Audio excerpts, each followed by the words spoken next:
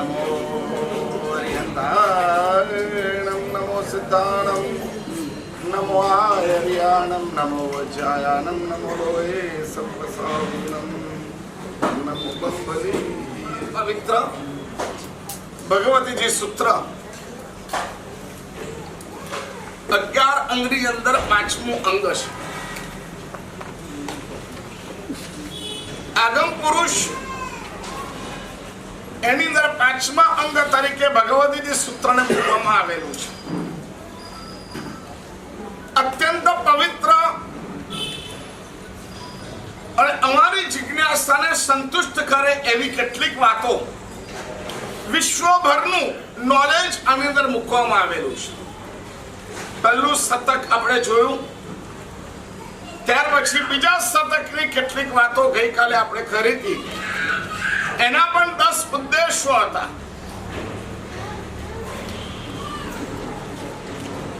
એક શતક એના અલગ ઉદ્દેશોના માધ્યમે બહુ બધી વાતો પ્રશ્નોત્તરી રૂપે આમાં કરવામાં આવી। ચલે માને ચલે એ કયા શતકની વાત હતી?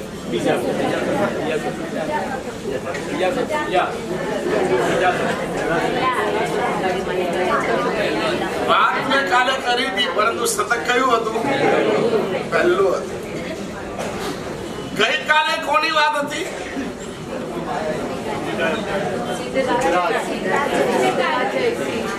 સ્કંદિલાચાર્યની વાત હતી।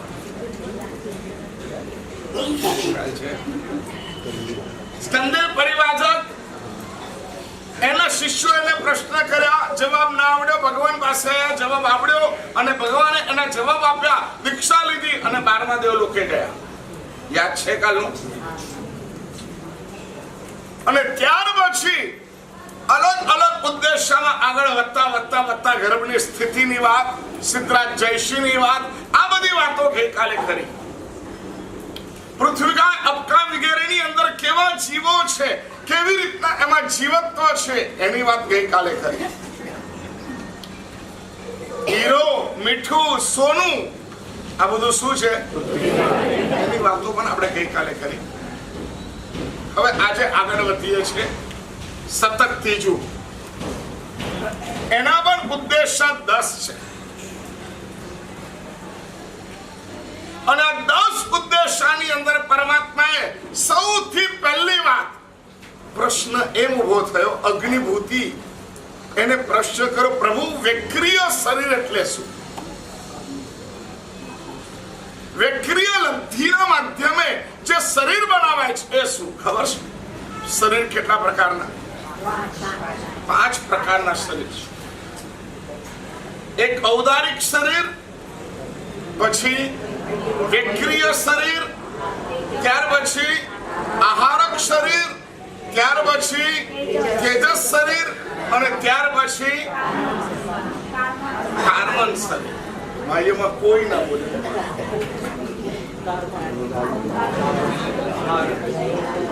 ફરી બોલો। ઔદારિક શરીર, વેક્રિય શરીર, આહારક શરીર, તેજસ શરીર અને કાર્બન શરીર। આ 5 શરીર જીવ ધારણ કરી શકે છે। મોક્ષમાં ન જાય ત્યાં સુધી કોઈ પણ જીવ શરીર વગરનો નથી હોતો અને શરીર હોય તો 5માંથી જ હોય। એમાં પણ ઔદારિક એકલું રહેતું નથી। આપણને કયું શરીર છે? હા, સાંભળી લીધું। આપણને કયું શરીર છે? ઔદારિક શરીર। ઔદારિક શરીરની અંદર હાડકા, માંસ, મજ્જા, લોહી આદિ 7 ધાતુઓ હોય।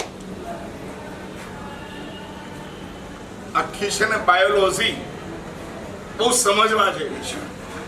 આ શરીર કેવી રીતના બને છે, કયા કર્મના કારણે આંખ બની, કયા કર્મના કારણે નાક બન્યું, આંખ આડી ટેડી હોય, નાક આડું ટેડું હોય, હાથ આડું ટેડું હોય તો કયા કર્મના કારણે આવું થયું। આ બધી બહુ સૂક્ષ્મ અને સરસ મજાની ઇન્ટરેસ્ટિયલ વાત છે। આપણી અંદર કેટલા શરીર છે અત્યારે? સનતભાઈ આપણી અંદર કેટલા શરીર છે? 3 શરીર છે. કેટલા?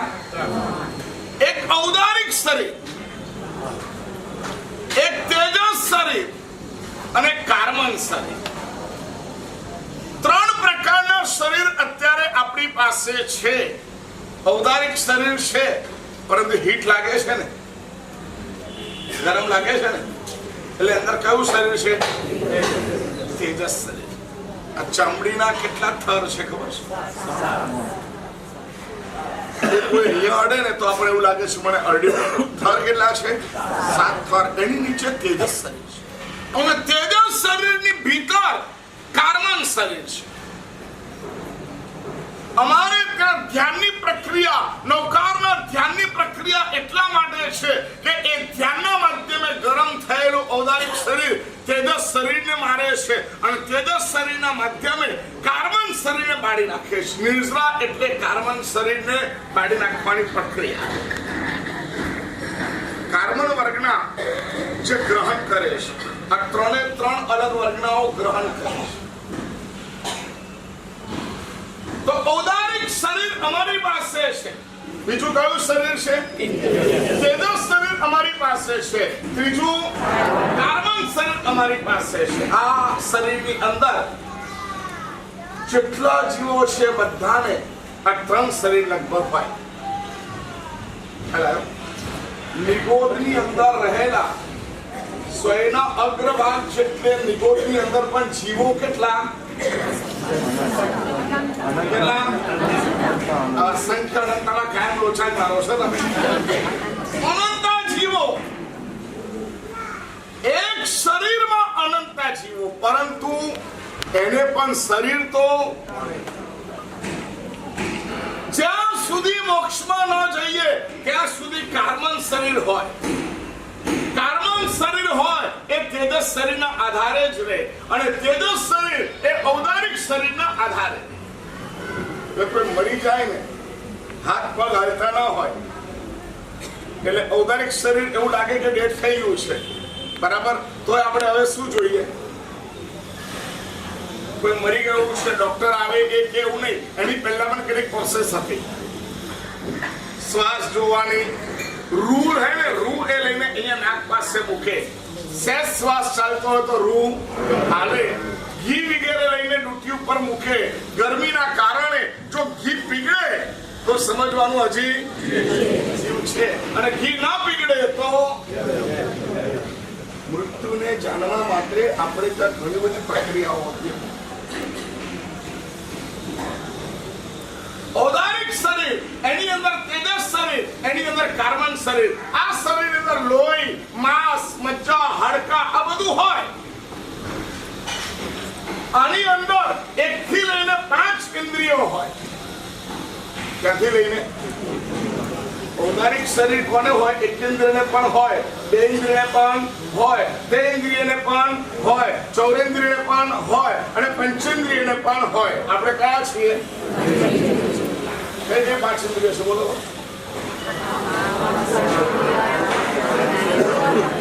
આવને તલ્લી બોલો. સ્પર્શેન્દ્રિય બીજી, રસેન્દ્રિય ત્રીજી, જ્ઞાનેન્દ્રિય ચોથી. ઇન્દ્રિયના માધ્યમે આ આપણું ઔદારિક શરીર. એક વસ્તુ યાદ રાખજો, આજ સુધી જેટલા આત્મા મોક્ષમાં ગયા છે, આજ સુધી જેટલા આત્મા મોક્ષમાં ગયા છે, જેટલા અત્યારે જઈ રહ્યા છે, જઈ રહ્યા છે કે નહીં? જઈ રહ્યા છે ને? અને જેટલા જવાના એ કયા શરીરથી જવાના? ઔદારિક શરીર. એટલે ઔદારિક શરીર શેના માટે છે? બોલો જલ્દી.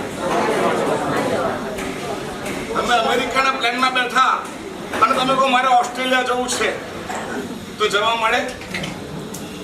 આ પ્લેન કયું છે? ઔદારિક શરીર. અને એમાં પણ 5 ઇન્દ્રિયો મળે. સમજી રાખવાનું, આ શરીર માત્ર ને મોક્ષનું સાધન છે. 4 ઇન્દ્રિય વાળો ક્યારે મોક્ષમાં જાય? જાય કે ના જાય? ન જાય. આ ગોખવાનું છે, યાદ રાખવાનું છે. 3 ઇન્દ્રિય વાળો જાય, 2 ઇન્દ્રિય વાળો, 1 ઇન્દ્રિય વાળો કોણ જાય? અને આપણે કોણ છીએ? તો મોક્ષમાં જવા માટે જેટલી લાયકાત જોઈએ એ લાયકાત આપણામાં વિઝા મળી જાય. પંચેન્દ્રિય ઔદારિક શરીર લઈને ઉભેલો માણસ એ મોક્ષની યોગ્ય છે. દેવતાઓ કેમ મોક્ષમાં નથી જતા? કારણ કે એમની પાસે ઔદારિક શરીર નથી. એમની પાસે કયું શરીર છે? વિક્રિય શરીર. અગ્નિભૂતિએ પ્રભુને આવો પ્રશ્ન કર્યો, પ્રભુ આ વિક્રિય શરીર શું છે? વિક્રિય શરીર એટલે એકના અનેક રૂપ કરી શકાય એવું શરીર.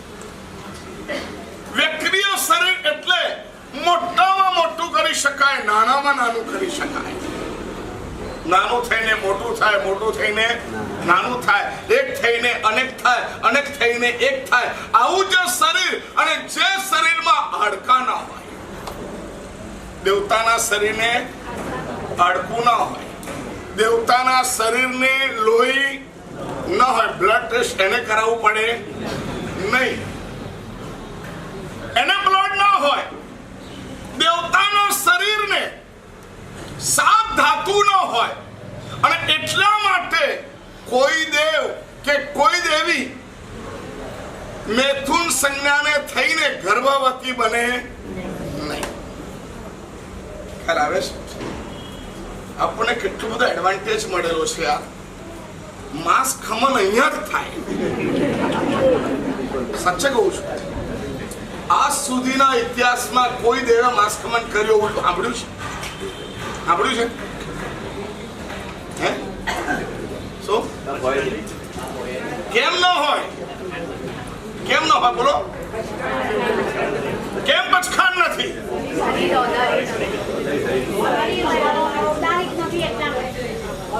આ જવાબ સમજવા જેવો છે. એની ઈચ્છા ના થાય, દર્શન કરવાની ઈચ્છા થાય કે ના થાય? સામે કરવાની ઈચ્છા થાય કે ના થાય? દીક્ષા લેવાની ઈચ્છા થાય કે ના થાય? માંસ ખમન કરવાની ઈચ્છા થાય કે ના થાય? અરે બોલો ને, તમારી વાત નથી કરતો, દેવતાની વાત કરું છું. દેવતાને માંસ ખમન કરવાની ઈચ્છા થાય કે ના થાય? મુકેશભાઈ, થાય. પરંતુ કેમ નથી કરી શકતા? ઔદારિક શરીરમાં બ્રેક છે, વિક્રિય શરીરમાં બ્રેક નથી. મર્સિડીઝ ગાડી આપે તમને, કલાકના 250 કિલોમીટરની સ્પીડ, અને મારા તરફથી ભેટ મળે, પરંતુ એમાં બ્રેક નથી. અને જેવી સ્ટાર્ટ કરો એટલે સીધી 250 કિલોમીટરની સ્પીડ આવી જાય. બોલો, ગાડી કામની? કામની કે નકામી? બોલો ને દોસ્ત, નકામી. તમે બહુ સમજદાર છો ખરેખર. કેવા સમજ? હે, બોલો બોલો, શું કહો છો?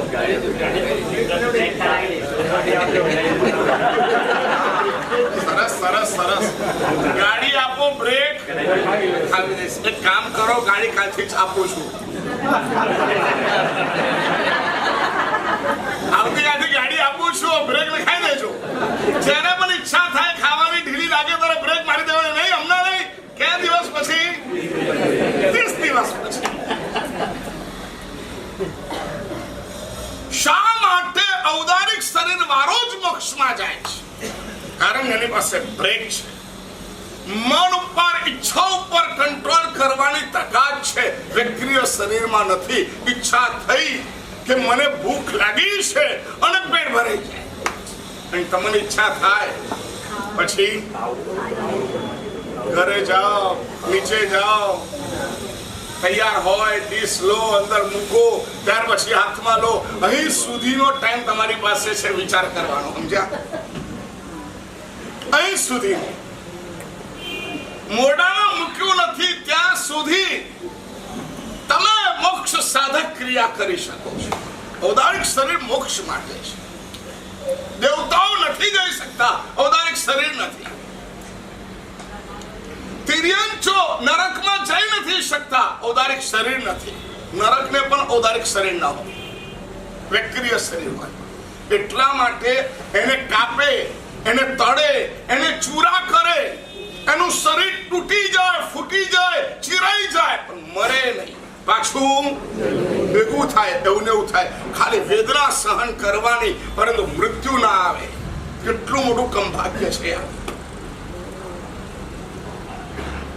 આપણી પાસે તો મૃત્યુ નામની પણ ઘટના છે.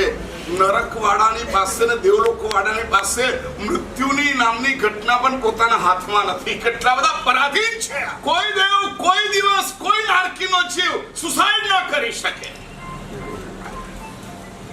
સુસાઇડ કોણ કરી શકે? બોલો જલ્દી.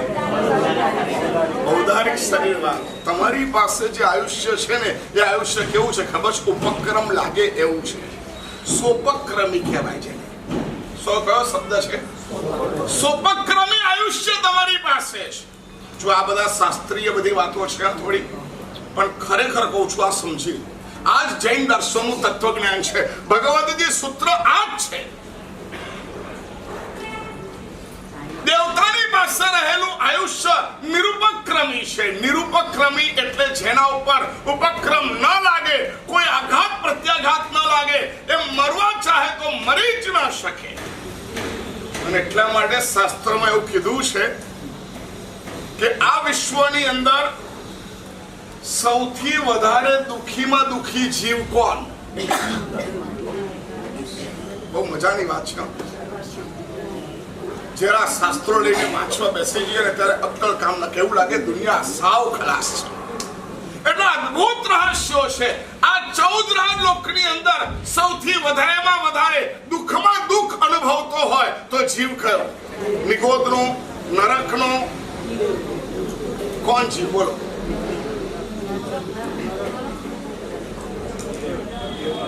ભાઈઓ તમારે સમજવું પડશે, હા, નહીં તો યાર જિંદગી અમને જશે. ખાલી રૂપિયા કેવી રીતના કમાવા એ જ આવડે છે. આવડે છે ને? તો એટલે એ તો બોલો, હા કે ના તો બોલો. રૂપિયા કેમ કમાવા આવડે છે ને કે નથી આવડતા? એ મારે શીખવાડવાનું છે. અમારા જેવું રૂપિયા કમાવતા તમે નહીં શીખો. અમારો રોકડીનો ધંધો. આ ચપ્પલના સક્ષમ લઈએ ને સીધા 50 નોટ પડે. જરા પાકીટ કાઢતો સામે જોઈએ તો 100 ની પડે. બોલ, આટલો સહેલો ધંધો કોઈ આવડે તમને? મુકેશભાઈ આવા જેવું છે, આવા જેવું છે.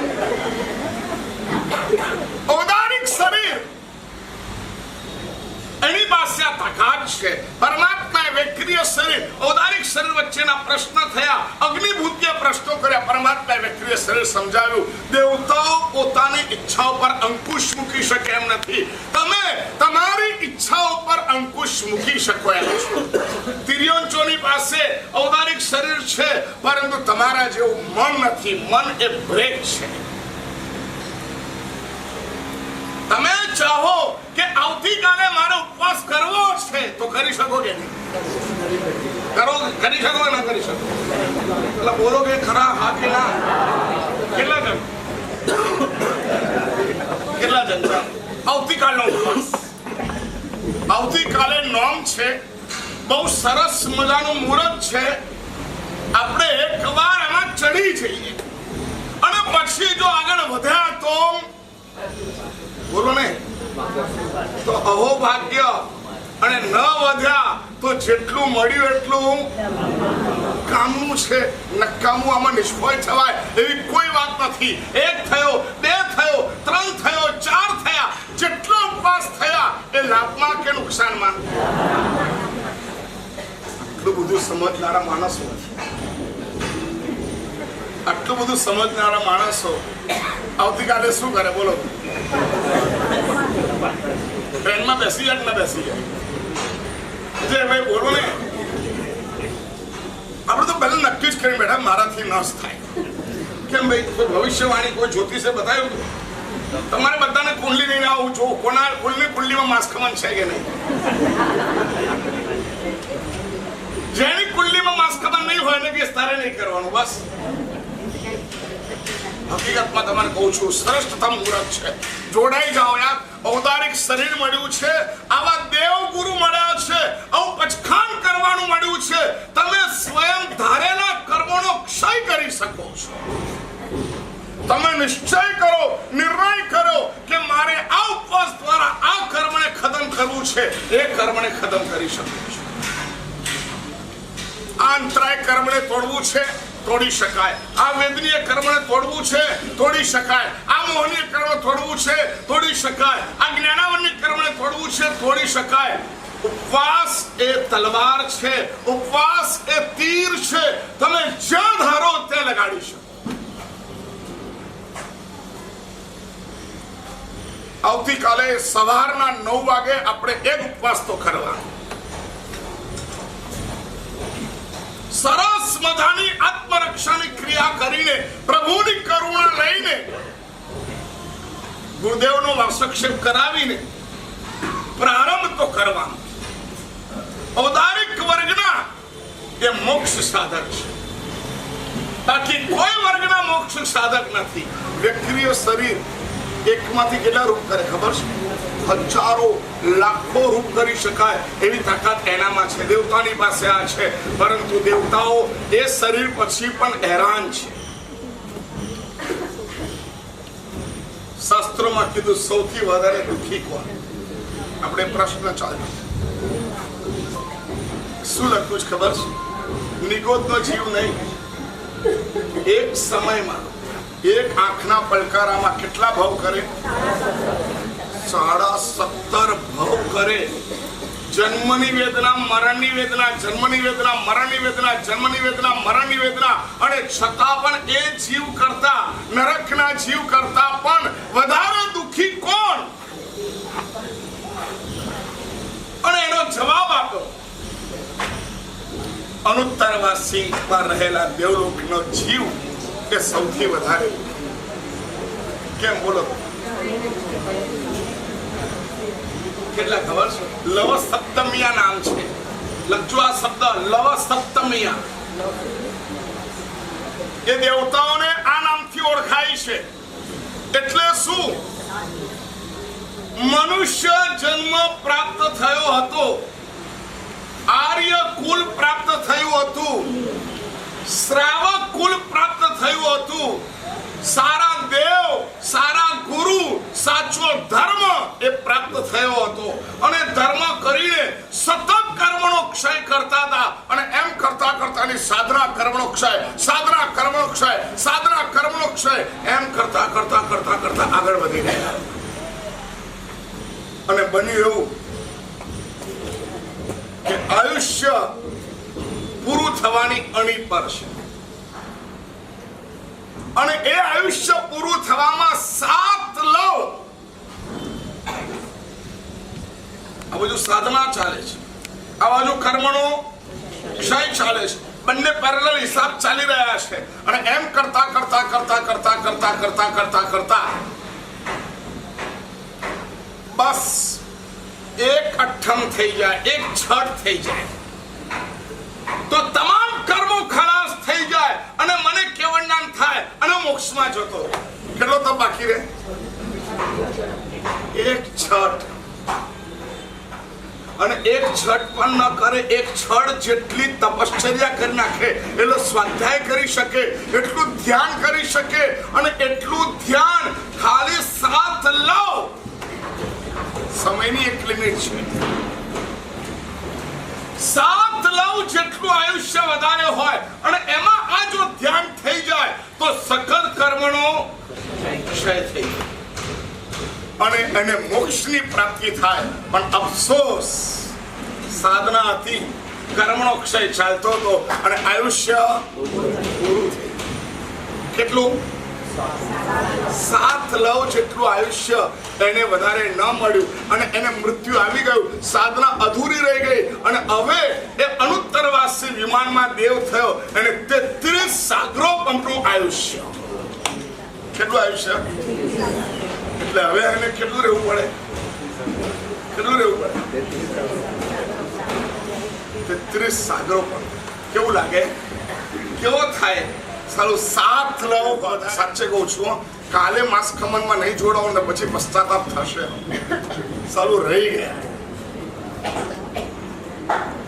સિદ્ધિતા વખતે ઘણા એવા હતા સાહેબ ચાલુ કર્યું તો થઈ જાત 7 લવનું આયુષ્ય ઓછું પડ્યું અને કાળ ધર્મ થઈ ગયા એટલા માટે શાસ્ત્રમાં કહેવાયું 33 સાગરોપમ સુધી એ માણસ માત્ર ને માત્ર પશ્ચાતાપની અંદર ભળ્યા કરે જડ્યા કરે દુઃખીમાં દુઃખ અનુભવે પાછું સિદ્ધશિલા ઉપર જ દેખાય કેટલી ખબર છે 12 યોજન 12.5 યોજન ખાલી સિદ્ધશિલા હોય એટલા નજીક હોય અને છતાં પણ સિદ્ધનું બધું વર્ણન ખબર હોય એની અનુભૂતિ ખબર હોય આધ્યાત્મિક દશા જાગૃત થયેલી હોય અને છતાં પણ મોક્ષમાં જઈ ન શકે એનું દુઃખ કેટલું બને ચૂંટણીમાં 3 વોટથી હાર્યો હોય કે 2 વોટથી હાર્યો હોય એનું દુઃખ કેવું હોય હે શું થયું આજે રિઝલ્ટ છે ને તમારું પણ આજે જ રિઝલ્ટ છે પહેલા આ ત્રીજા શતકની અંદર પરમાત્માએ વ્યક્રિય શરીરની વાત કરી અને આહારક શરીર એ પણ ટેમ્પરરી હોય સાધુ ભગવંત વગેરે હોય તે આહારક શરીરની વિકૃતિ ના કરે ત્યાર પછી મહાવીર ક્ષેત્રમાં મોકલે કોઈ પ્રશ્ન હોય તો ભગવાને પ્રશ્ન પૂછીને પાછું આવી જાય આવું મૂવેબલ શરીર હોય એને આહારક શરીર કહેવાય છે એટલે ઔદારિક શરીર પછી વ્યક્તિય શરીર પછી આહારક શરીર પછી તેજસ શરીર અને પછી કાર્બન શરીર લવ સમયનું એક માપ છે જે 48 મિનિટ કરતા પણ ઓછું ખ્યાલ આવ્યો બહુ જ નાનકડો સમય છે આટલું આયુષ્ય લવ એ સમયનું માપ છે એટલું આયુષ્ય વધારે હોત તો કામ થઈ જાય વ્યક્તિય શરીરની વાતો કરી આમાં બહુ મજાની વાત આવી ભગવાને જવાબ આપી દીધા ત્યાર પછી અગ્નિભૂતિ અને વાયુભૂતિ એના ઉપર ડિસ્કસ કરતા હતા એમાં વળી પાછો પ્રશ્ન થયો વાયુભૂતિ કે છે હું સાચો છું અગ્નિભૂતિ કે છે હું સાચો છું આ પદ્ધતિ હોય વાંચના પછી રૂચના હોય પછી પરાવર્તના હોય પછી અણુપ્રેક્ષા હોય આવી બધી પ્રક્રિયા હોય ગુરુ મહારાજ કાયમ બોલ કરે વ્યાખ્યાનમાં ઉઠીને ગયા પછી વ્યાખ્યાનની ચર્ચા કરો છો ખરા કરો છો આજે વ્યાખ્યાનમાં શું સાંભળ્યું એ ક્યારે વિચારો છો ખરા પાછા બોલો ને મેં તમને કામ સોંપ્યું હતું શું સોંપ્યું હતું બોલો 5 જણને માંસ ખમન માટે કહેવાનું કીધું કોઈએ બોલો ને કીધું કે ના કીધું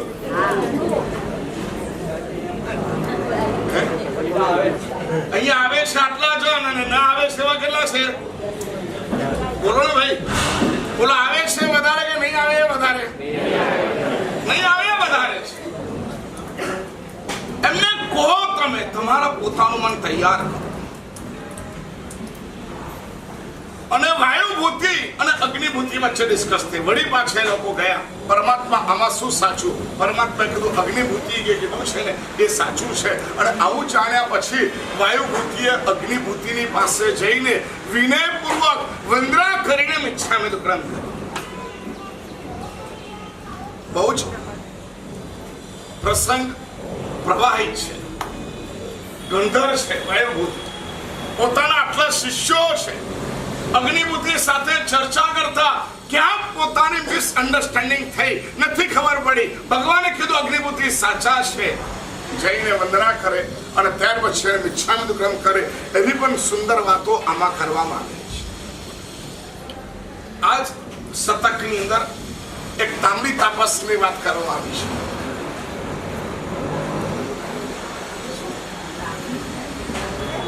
આજ બેઠે ત્યાર પછી તાંબલી તાપસની વાત હતી અને તાંબલી તાપસનું નામ સાંભળ્યું હશે તમે સાંભળ્યું છે ને કેવી તપશ્ચર્યા કરતો હતો ખ્યાલ છે તમને હે કેવી રીતના કરતો હતો એ પણ કેવી રીતના માંસ ખમણના પારને માંસ ખમણ એના પારને ખાલી સેવાળ વાપરે અને એમાં પણ એવું કરે, કેટલી વાર ઓછી આવે એને ધુએ 21 વાર અને ત્યાર પછી જે રહ્યું હોય લે એમાં પણ ભાગ પડે, એક ભાગ આનો, એક ભાગ આનો, એક ભાગ આનો, એક ભાગ આનો અને ત્યાર પછી જેટલો ભાગ હોય એટલું જ વાપરે. આ માણસ આવી તપશ્ચર્યા કરતો હતો. દેવલોકમાં બલિ ચંચા કરીને એક દેવલોક પ્રદેશ છે. ત્યાં બધા દેવતાઓ ભેગા થયા. આપણે ઇન્દ્ર જોઈએ છીએ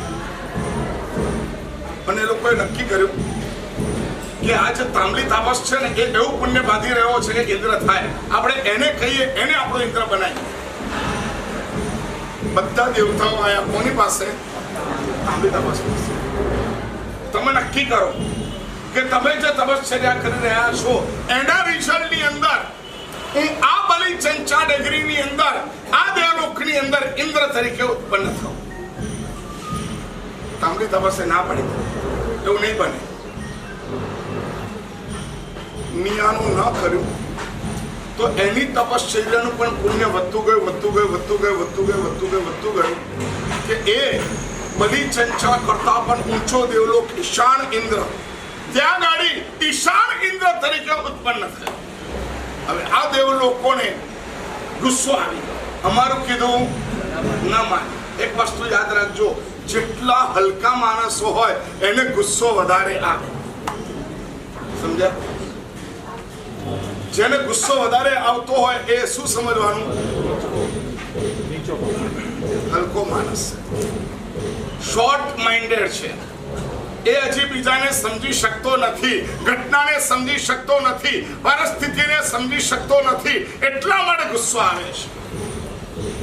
જે માણસ બ્રોડ માઇન્ડેડ હોય, જે માણસ બીજાને સમજી શકતો હોય, સિચ્યુએશન પરિસ્થિતિને સમજી શકતો હોય, એને ગુસ્સો ઓછો આવે. હવે એ દેવલોક વાળા બધા નીચે આવ્યા અને તાંબલી તાપસનું શરીર હતું ને એને ઘસેટવા માંડ્યા, ગુસ્સો કાઢવા માંડ્યા. કોઈના ઉપરનો ગુસ્સો ઉતારી ના શકતા, આપણે કોના ઉપર ઉતારી? બોલો ને. તમે કોઈ માણસને એવું જોયો છે પોતાનું માથું પોતે પછાડે? જોયો છે? બહુ ગુસ્સો કરે, પોતાનું માથું પોતે જમીન પર પછાડે, પોતાનું માથું દિવાલ પર પછાડે, એવો જોયો છે માણસ? બોલો ને ભાઈ. આવો ગુસ્સો આવે છે, ચપ્પુ લઈને પોતાના ઉપર ચીરો પાડે, એવા માણસો જોયા છે? બોલો, જોયા છે કે છો? એવા સાંભળ્યા છે, જોયા નથી. અમે તો જોયા પણ છે. બોલો, પોતાનો બીજા ઉપરનો ગુસ્સો પોતાનો પોતાના દિવાલે માથું અફાડે, શરીર ઉપર ઘા કરે, મરવા માટે જતો રહે. આવા માણસ ગુસ્સા ઉપર કંટ્રોલ ન કરે, એ લોકો શરીરને ઉછાળી રહ્યા છે. અને ઈશાન ઇન્દ્રને ખબર પડી, એને એટલો ગુસ્સો આવ્યો, એને બલિ ચંચા નગરીને આખી પાડી નાખવા માટેનો પ્રયત્ન કર્યો. ખબર પડી, માફી માંગી અને એને પણ માફ કરી દીધું. તાંબલી તાપસે આવી બધી કેટલી બધી ઘટનાઓનું વર્ણન આ 10 અધ્યાયની અંદર કેટલા શતકમાં? ત્રીજા શતકમાં કરવામાં આવેલું છે. આમાંથી શીખવા જેવી વાત એક જ છે. કઈ? બોલો. ઔદારિક શરીર એ માત્ર ને માત્ર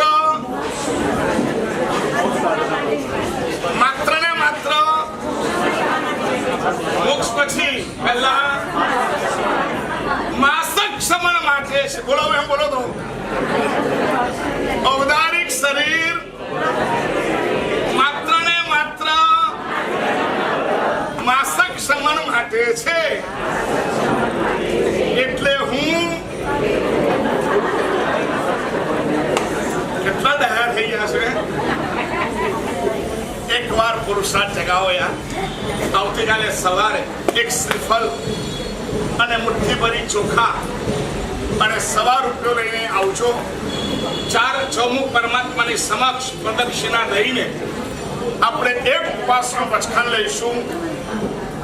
સારો થાય તો બોલો ને, પછી સારો થાય તો, અને 25 પછી સારો ના થાય તો બોલો ને.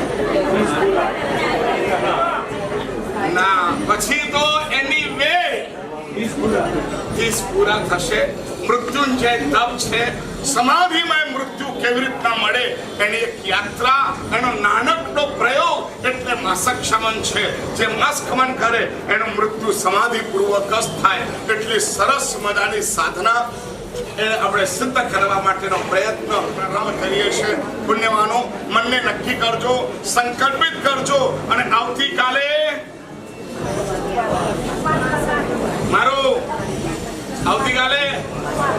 ઉપવાસ કરવાનો આવા ભાવપૂર્વક આગળ વધો.